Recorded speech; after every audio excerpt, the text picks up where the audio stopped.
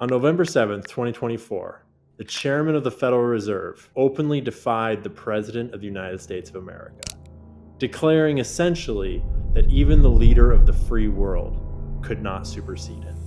Do you believe that the president has the power to fire or demote you, and has the Fed determined the legality of a president demoting at will any of the other governors with leadership positions? Not permitted under the law. Not what? Not permitted under the law. What kind of power can defy the leader of the free world? How are we all convinced to grant nearly unlimited power to this money printing agency? So what is the Federal Reserve, and how has it driven us towards 100 years of inequality, wars, and a $36 trillion debt bubble that's ready to burst at any moment? To understand this, we're going to need to go 110 years back to a secret meeting that was held on a private island off the coast of Georgia. This is the story of Jekyll Island. Can I ask you a question? Yes. What do you know about the Federal Reserve? That's too much info for right now. We're literally going to where they created the Federal Reserve. Good to meet you. Nice to meet you, man. Good giant. Glad you guys made it. The United States can pay any debt it has because we can always print money to do that. We were hoping to help take down the global financial hegemony. This is weird, man. This is strange. It feels like, it feels like an old folks retirement sanctuary, but it also feels like a little bit of an eerie feeling. It feels out of time, right? It's like, it's not new, it's not old. Picture this. You're an ordinary American citizen in the year 1907. In your city or a city near you, there are constant bank runs because the American financial system was very distributed, much in the same way that the internet is sort of distributed, almost like a bunch of web pages. There used to be just a bunch of banks loaning to each other, taking on each other's risks, not having one central issuer of currency. If you went from California to Florida or California to New York back in the 1800s and the 1900s, they would have a separate different currency. At one point, there were 30,000 currencies across all of the United States. That's like almost more than the amount of shitcoins in the crypto space. The first three attempts before the Federal Reserve, we had the Bank of North America, which was going to be Canada and the United States. That was the first central bank. Then we had the first Bank of the United States in Philadelphia, opposed by Thomas Jefferson, supported by Alexander Hamilton. Then we had the second US bank, dissolved by Andrew Jackson. So Andrew Jackson had sufficiently kicked out the central bankers in the 1830s, and it took many decades again until they tried again to bring in a central bank to the United States. We were living within a system where people had physical gold, and they would deposit that gold in banks and have paper banknotes issued in compensation for those physical gold coins. But when I hold these things, everyone my age, millennials, Gen Z, we just think of this is the money, right? Yeah. But everyone older comes from a time when this was not the money, this was a representation of the gold. This was just a placeholder for gold that was actually in a vault somewhere. And gold has to be dug out of the ground. Gold can't be invented out of thin air. And so as long as this does represent gold, there's a limited supply. Yeah, and for a long time that works, right? Until you have a run on the bank where everyone comes in to demand their gold. Yeah. And what happens is 10-20% of the people get their gold and the bank runs out of gold. Yeah. And that's when you have a bank run and the bank collapses. 1907, this earthquake hit San Francisco, destroys all of these buildings. Those assets end up almost nearly worthless.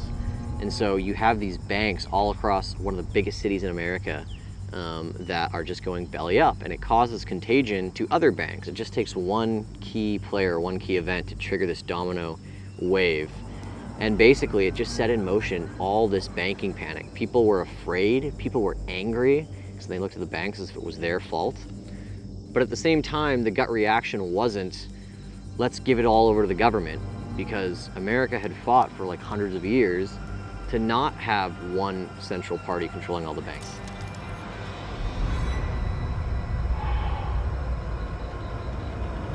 The American banking system was collapsing in real time from coast to coast, but instead of letting it crumble, distribute, and rebuild, 7 key players saw an opportunity to overhaul the entire system. Charles Norton, President of the First National Bank of New York.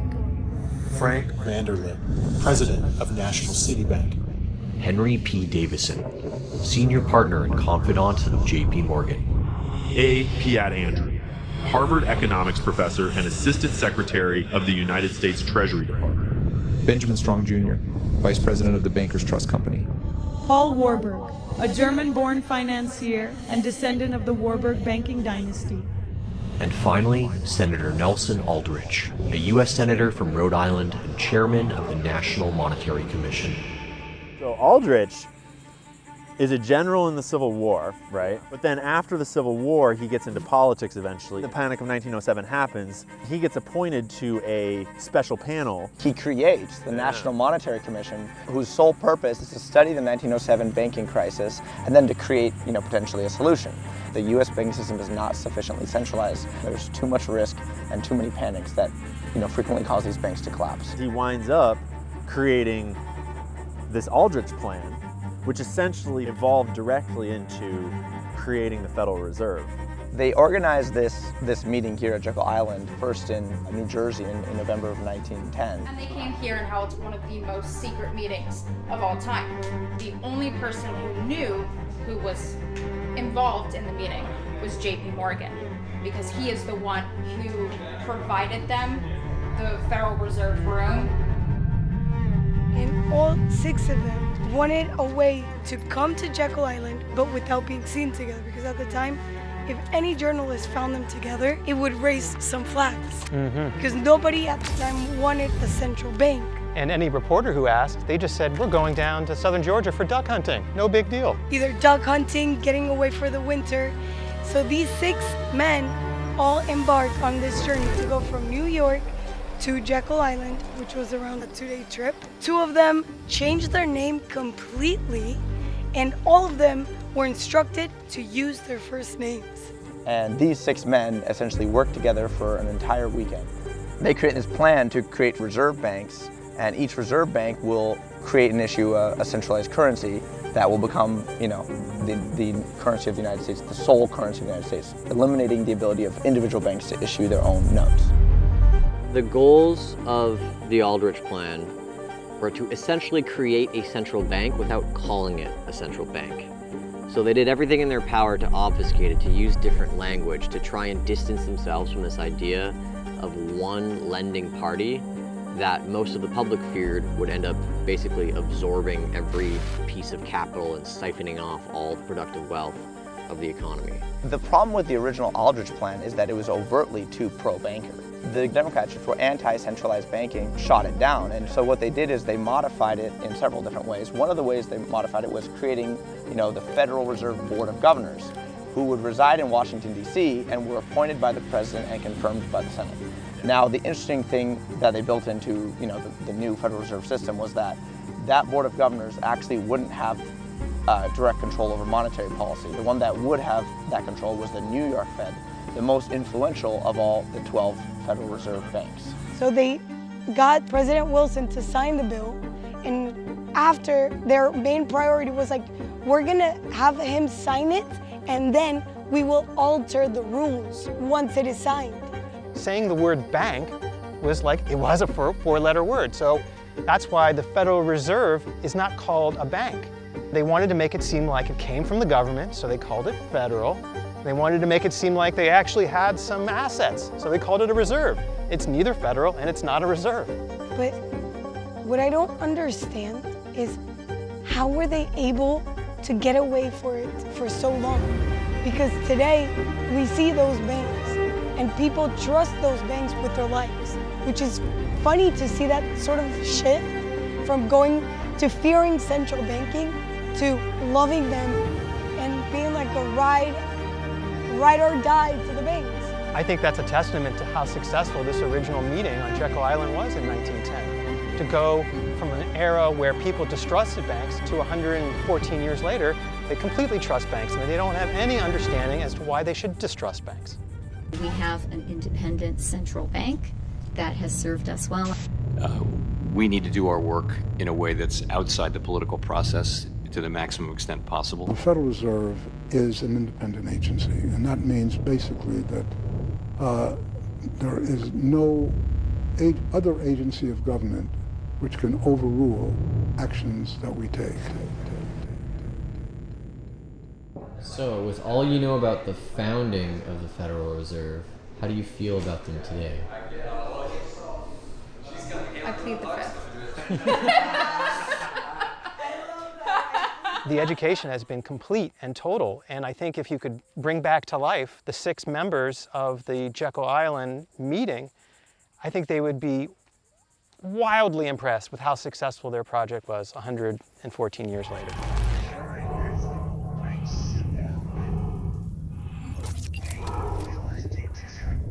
You know where we're going? We're going to the Sans Souci building, owned by JP Morgan, who was the largest banking baron in all of America. We're going to spend the night in one of his residences, which is really cool.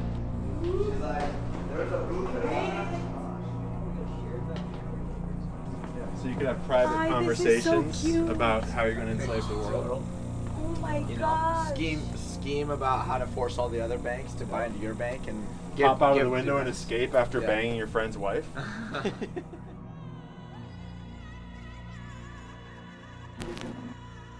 This cottage behind me belonged to the Rockefellers, one of the richest families in American history.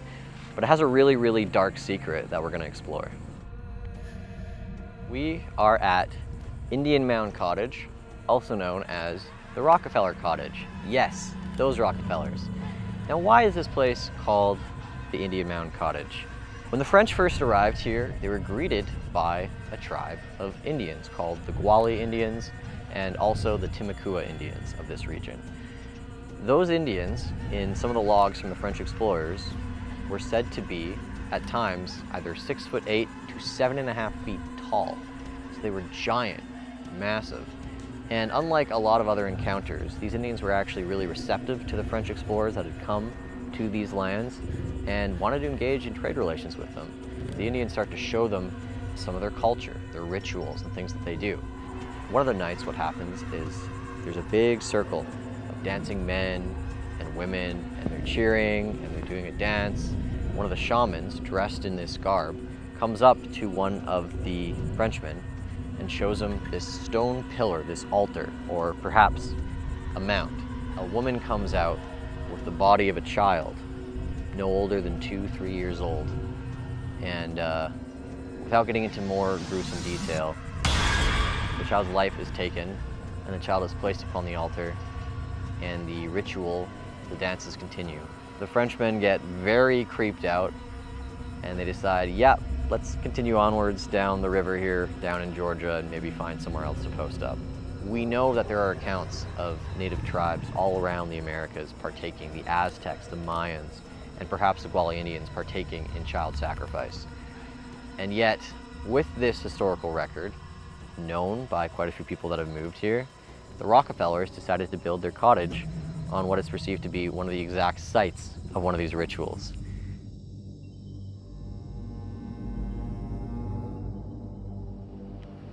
I feel, since I live on an island, I feel that being on an island, you can get away with so much. And that's something that is super underrated because nobody talks about it. Yeah, you're kind of right. Like, some of the most heinous crimes, secret meetings, like terrible things have all happened on islands, like Guantanamo Bay in Cuba, Alcatraz, Epstein Island, the Federal Reserve. The meeting on Jekyll Island went completely unknown to the public for 5 years after it occurred, without much fanfare. One of Jekyll's secret collaborators, Frank Vanderlip, wrote an article for the Saturday Evening Post admitting to the events that had taken place. Several other participants confessed details shortly after. But by that time, the American public no longer cared. They were embroiled in the First World War, the first war funded by central bankers both from the East and the West, and the first that could foreshadow a century of war untethered from the restraints of the banking systems of the past.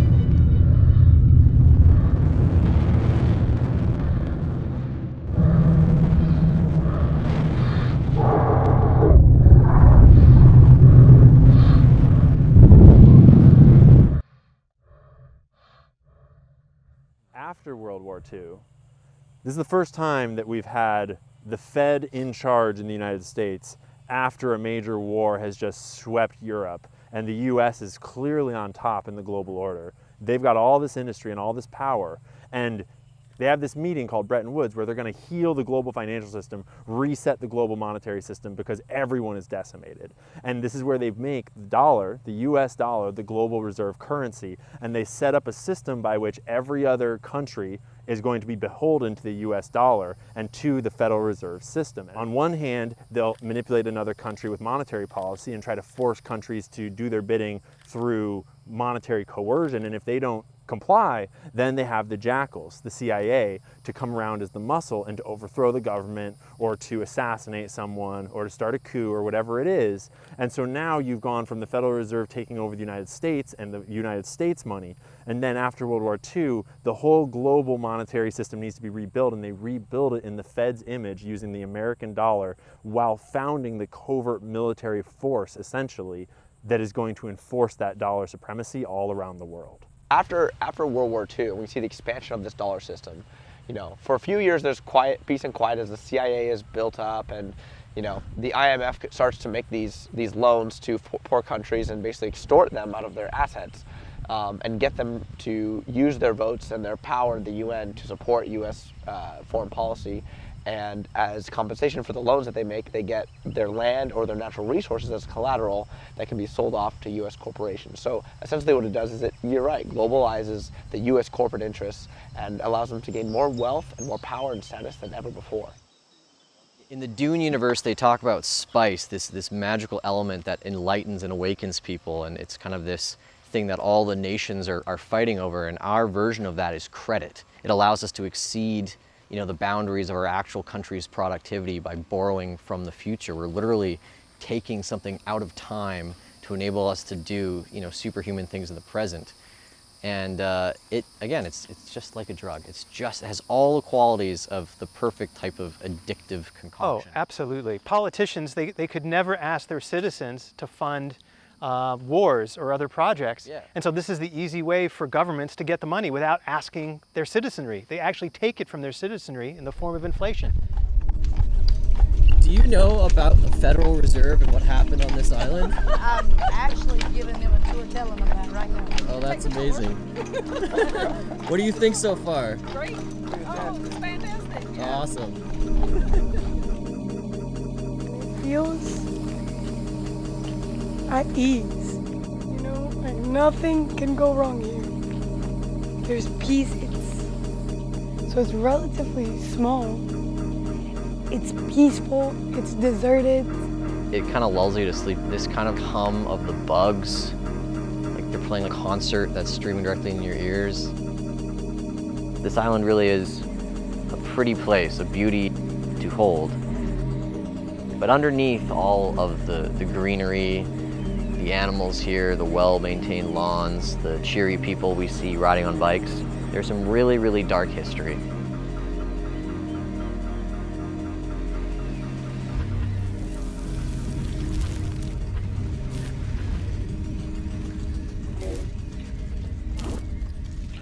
Is that tax money that the Fed is spending? It's not tax money. The banks have accounts with the Fed much the same way that you have an account in a commercial bank. So to lend to a bank, we simply use the computer to mark up the size of the account that they have with the Fed. So it's much more akin, although not exactly the same, but it's much more akin to printing money than it is to borrowing. Will you tell the American people to whom you lent $2.2 trillion of their dollars? Federal Reserve's You discount. tell us who they are.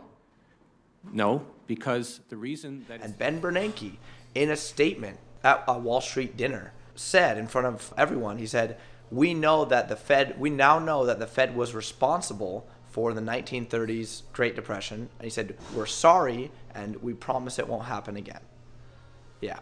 So he knew. And again, Ben Bernanke was a student of the Great Depression, right? His dissertation, his PhD thesis was on the Great Depression. He studied it his entire life, and he understood that the Fed was the sole, one of the sole contributors to the destruction and the loss of life and the economic catastrophe that was the Great Depression.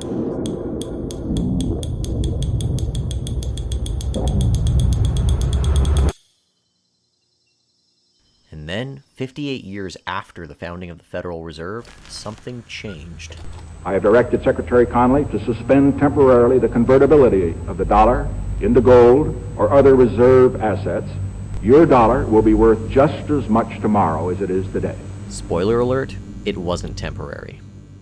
Every single thing that the Fed has done and created through monetary policy has destroyed the common person at every single level and has enriched those that are insulated and those who have asymmetric information about how that system works. The Fed is responsible for creating and abetting, most of the financial crises. The Fed, with this zero interest rate policy and QE, has created the worst wealth gap. We're at levels of wealth inequality that we haven't seen since the French Revolution. That a huge portion of the value we're producing for the world is being siphoned out of our collective coffers. We're all living on sort of taxed time without even realizing it. They're not stealing money, they're stealing our time, they're stealing our, health and happiness. They're stealing your ability to support your whole family on a single paycheck. In a place steeped in history and shadowed by secrets, how do you even begin to push back against the weight of it all?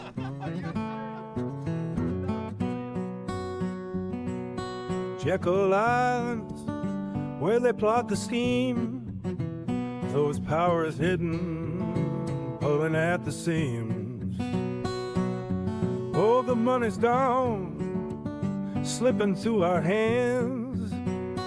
Time they steal under their command.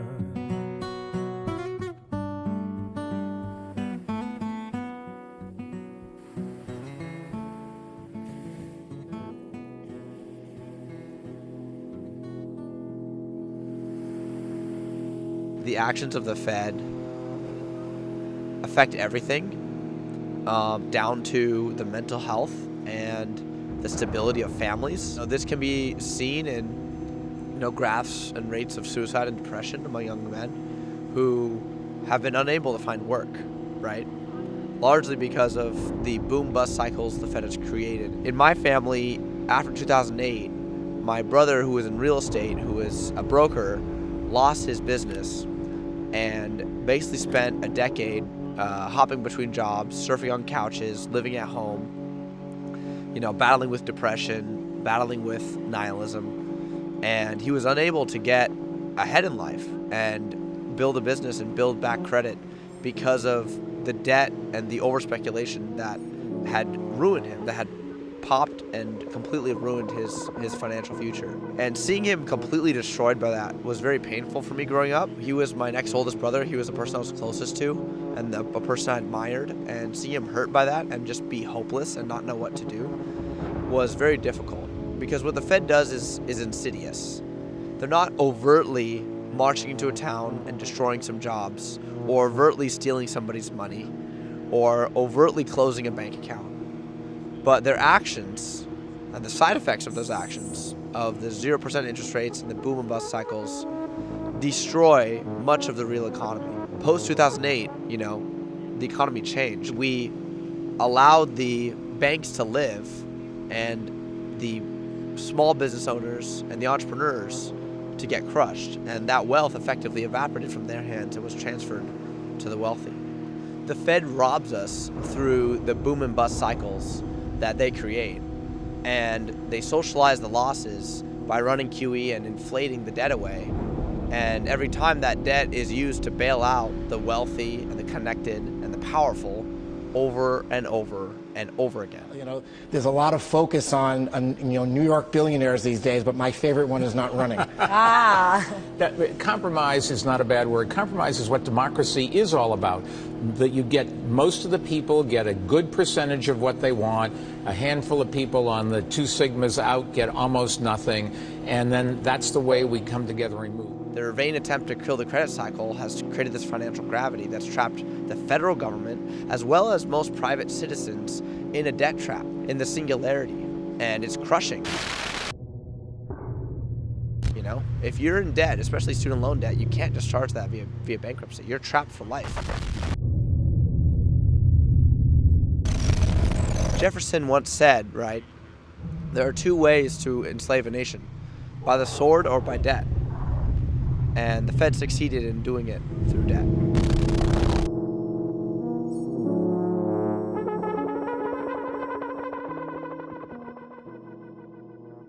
I played a lot of Monopoly as a kid, and I was always fascinated by why the bank can never go bankrupt, because they can just print more money.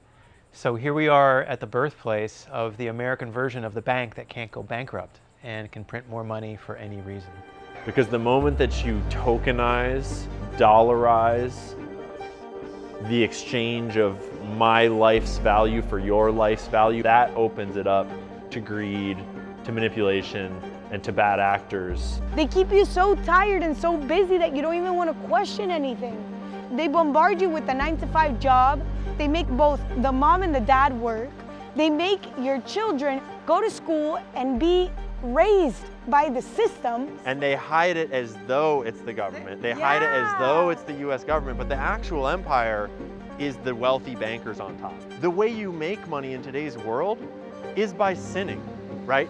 Greed, gluttony, right? Adultery, like all of the sins make you money. Boom. They're all incentivized. And when everyone is in a world of scarcity, and the incentive is to sin in order to escape scarcity, and everyone that is scarce and not sinning is inherently less kind. When you don't have enough, you certainly aren't going to share, you aren't going to be nice, you're going to be stressed, you're going to be irritable, bad for your health. So everyone who's not making it is in their own form of hell, and everyone that is making it is building their own form of hell, right?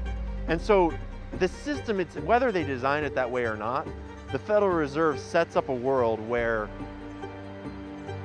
it pays to sin. And if you won't sin, you'll be poor. And they teach it to you from birth, through the music, the movies, the celebrities, all their idols, right from birth. I am paying all my own in the old hand. After 200 or 300 years of coins, all governments put their hands and stopped any further developments. Government said it must not develop any further. We were not allowed to experiment on it. Money hasn't been improved. Money has rather become worse in the course of time.